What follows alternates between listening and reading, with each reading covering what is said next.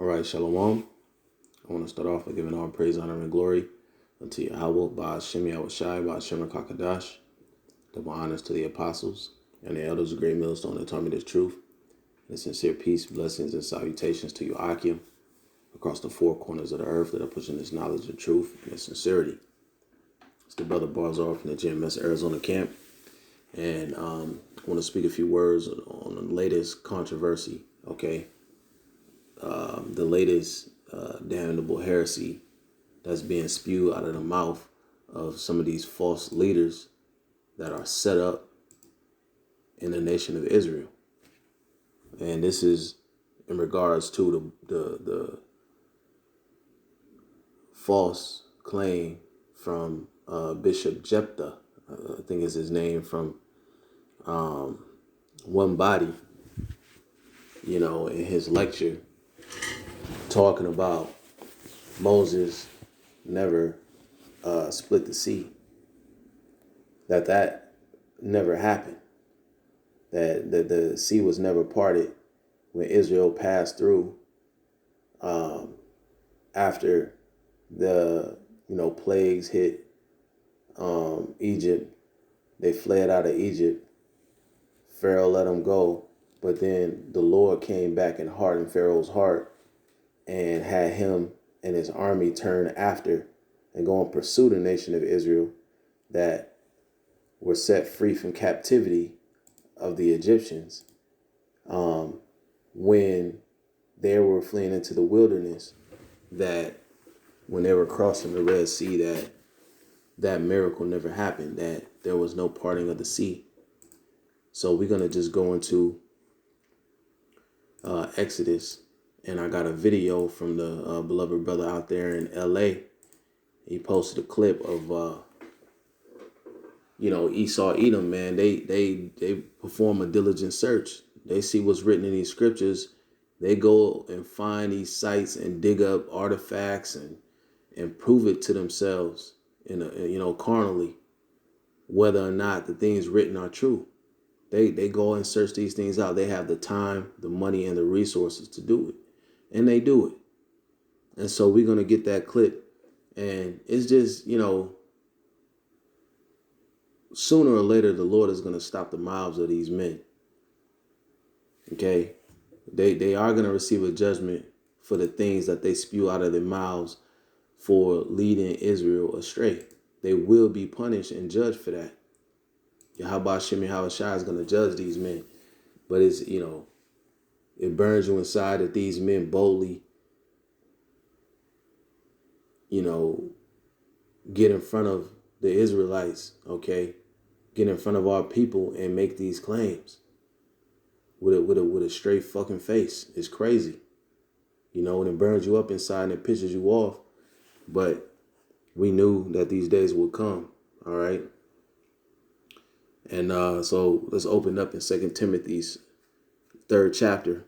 It says, "This know also, that in the last days perilous times shall come.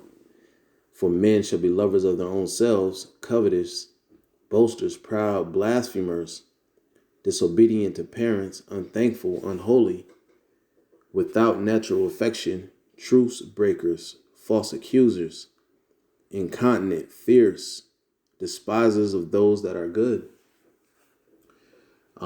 And that's why, you'll have guys come up against Great Millstone, but what we're trying to do is keep the doctrine pure.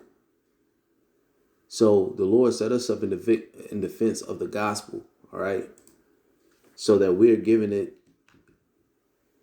and we're teaching it as the Lord intended. We're keeping the doctrine pure. We're not perverting the doctrine. We're not adding to it or taking away from it, which is forbidden. All right, which is what we're seeing these men do. They're taking away from the miracles that Yahushua performed. Now they're taking away from other miracles that the Most High performed. Like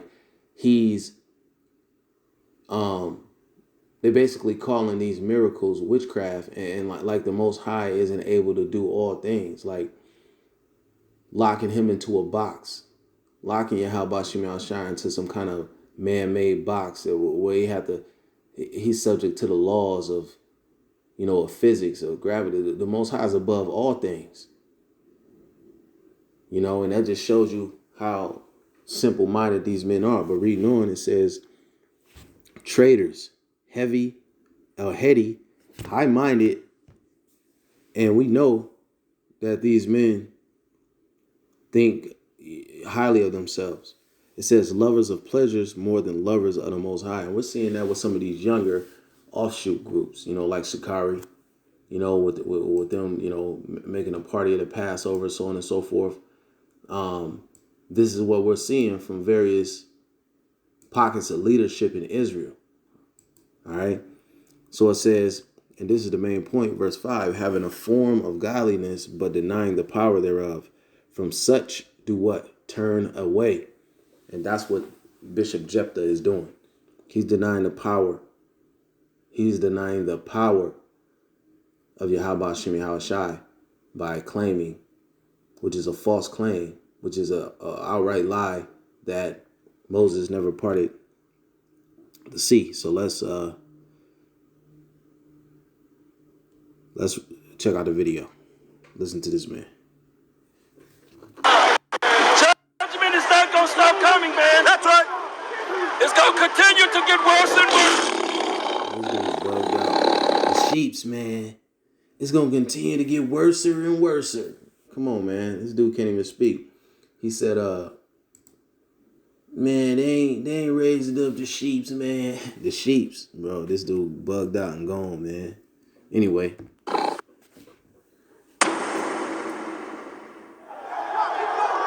on, man. We're gonna get this work.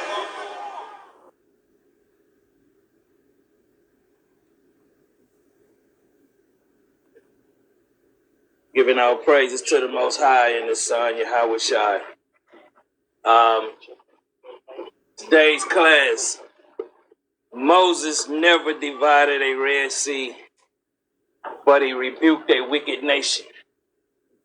Same thing we're doing today. So Moses never parted the Red Sea all of a sudden, man.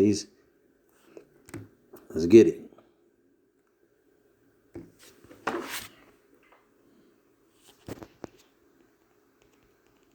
These dudes is getting worse and worse, man. It's just turned into more and more of a clown show.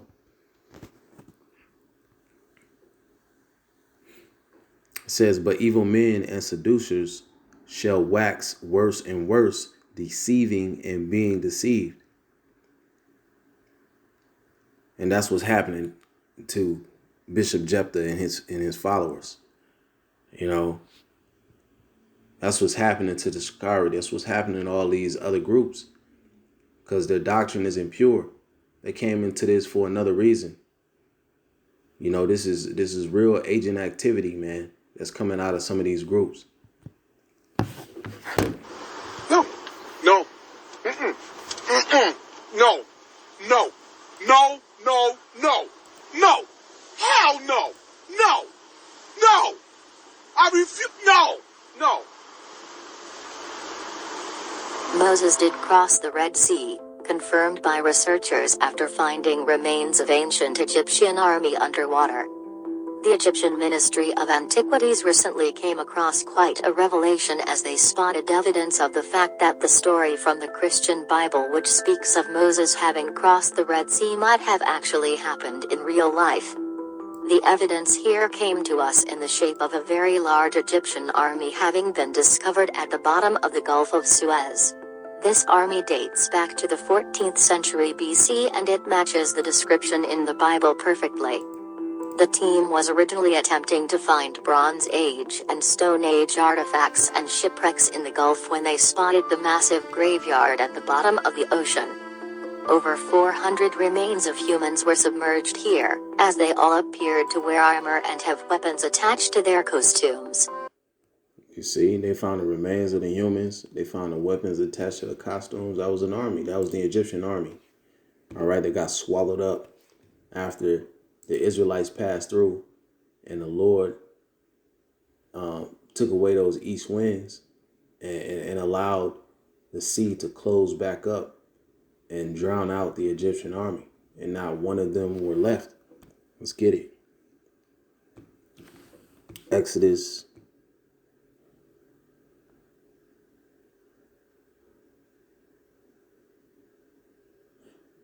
14th chapter. It says, And the Lord spake unto Moses, Speak unto the children of Israel, that they turn and encamp before Pahaharoth, between Migdol and the sea, over against Baal-Zephon, before it shall encamp by the ye shall encamp by the sea. For Pharaoh will say of the children of Israel, they are entangled in the land, the wilderness has shut them in. And I will harden Pharaoh's heart, that he shall follow after them, and I will be honored upon Pharaoh and upon all his hosts, that the Egyptians may know that I am the Lord Yahweh. And they did so. So the Lord hardened Pharaoh's heart after he let the Israelites go, after the Lord sent that plague of smiting the firstborn of every Egyptian, and every beast. But it says, let me see here. Let me see where I can skip to. Right. I'm going to just skip down here to verse 20. It says, And it came between the camp of the Egyptians and the camp of Israel, and it was a cloud and darkness to them, but it gave light by night to these, so that one came not near the other all the night. That was a separation of a chariot that was sent. That was a pillar of fire by night, and a shadow by day. All right. Because it kept a separation between the Egyptians and the Israelites. Now, verse 21 says, And Moses stretched out his hand over the sea, and the Lord caused the sea to go back by a strong east wind all that night, and made the sea dry land, and the waters were divided. This is what Bishop Jephthah is saying that never happened. It says, And the children of Israel went into the midst of the sea upon the dry ground, and the waters were a wall unto them on their right hand and on their left. And the Egyptians pursued and went in after them in the midst of the sea, even all Pharaoh's horses, his chariots, and his horsemen. It says, And it came to pass that in the morning watch, the Lord looked unto the host of the Egyptians through the pillar of fire and of the cloud, in a cloud by day and a pillar of fire by night. If I misspoke that earlier, that's the correction. It says, And the Lord looked upon the host of Egyptians through the pillar of fire and of the cloud, and troubled the host of the Egyptians, and took off their chariot wheels, that they drave them heavily. So that the Egyptians said, Let us flee from the face of Israel, for the Lord Yahweh fighteth for them against the Egyptians. And the Lord Yahweh said unto Moses, Stretch out thine hand over the sea, that the waters may come again upon the Egyptians, upon their chariots, and upon their horsemen. And Moses stretched forth his hand over the sea, and the sea returned to his strength when the morning appeared, and the Egyptians fled against it, and the Lord overthrew the Egyptians in the midst of the sea. And the waters returned and covered the chariots and the horsemen, and all the hosts of Pharaoh that came into the sea after them. They remained remained not so much as one of them. But the children of Israel walked upon dry land in the midst of the sea, and the waters were a wall unto them on their right hand, on their left. Thus the Lord saved Israel that day out of the hand of the Egyptians, and Israel saw the Egyptians dead upon the seashore. And Israel saw that great work which the Lord Yahweh did upon the Egyptians. Now, didn't I read that they deny the power? They basically deny the power and the works of Yahweh Shem Shai. These men, Bishop Jephthah. It says, And the people feared the Lord and believed the Lord Yahweh and his servant Moses. Now, we just read that Esau went looking for this, and he found it. They found the bodies. They found wreckage. 2 carriages were also discovered close by, which supports the idea that this was originally... It says 2 carriages were also discovered close by, which supports the idea that this was originally the Egyptian army following someone. Egyptian army following someone. What are you talking about? Professor Abdel Mohammed Gader stated that this is direct proof of the fact that the event from the Exodus book really did happen all along. As we know from the story, The army followed Moses after he parted the sea, only for him to immediately let the water pass through seconds after all of the Jewish people passed it safely. Moses must have shown them a little of God's wrath right there, crushing them all to smithereens in a matter of seconds. You see that? But then you'll have these guys, these false prophets, all right, that come and deny the power of Yahweh Shem Yahushai, but the Lord is going to destroy them. They're all going to be judged. And sooner or later, the Lord is going to stop their mouths, every last one of them. And we're coming into the Passover, and Lord willing, this is the year that Yahweh Shem Yahushai is turning up. Lord willing, we see more of that judgment go out upon these men, and as the Lord continues to manifest more and more that he's ready to bring forth the end. So, Lord willing, this was edifying.